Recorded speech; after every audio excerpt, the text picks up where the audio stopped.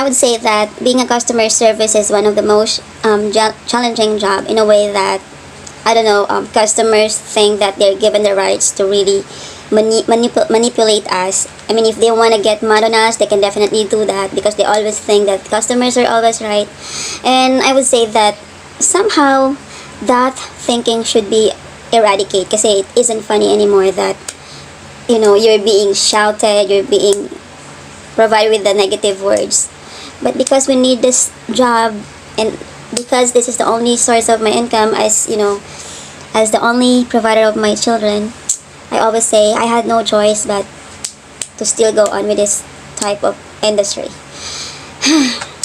Guys, the one of the advantage of working at home for like more than 2 years, is that every time I encountered rude customers, I just walk around, and then sometimes I go to shower room and wash my face, things like that. I've been in this industry for like more than 7 years, but I have to say that I used to have a lot of rude customers, but we're just human.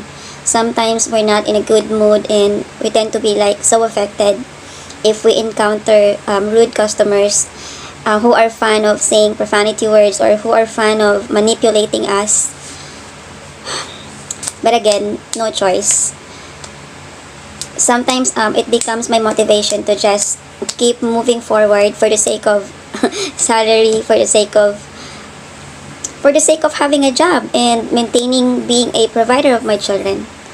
But if I only have a choice, like if I can only rest for like days or a month, if I only have the choice to stop being a provider, I'll definitely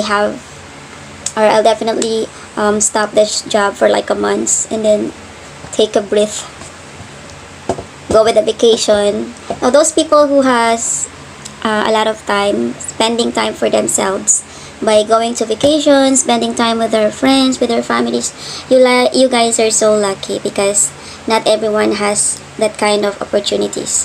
In my case, guys, it's been like almost 16 years of being only provider of my children, and I would say that even if I'm so tired and I'm so full, I would always choose to still move on, and alam mo yun, kasi you don't have a choice eh.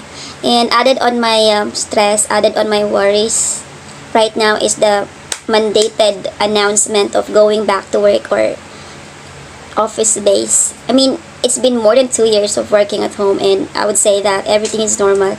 We can be able to normalize everything, and if there is a way to really work at home permanently, then I will definitely do that, because again, I will definitely go back to my worrying time, like when I work, when I'm not at home. How is my kids for the whole night? Ganon, yung mga worries na ganon. But life goes on. Talagang sasabayan mo na lang ng prayer. And okay lang sana guys kung if you're allowed to use your phone inside the production, but the problem is not. Pag pumapasok ka sa work, you need to surrender your phone sa mga guards. And if you wanna get it like during break time, it takes like 10 minutes of getting it. And what if you only have like 15 minutes of break time? Because there's a lot of there's a lot of agents who is claiming their phones.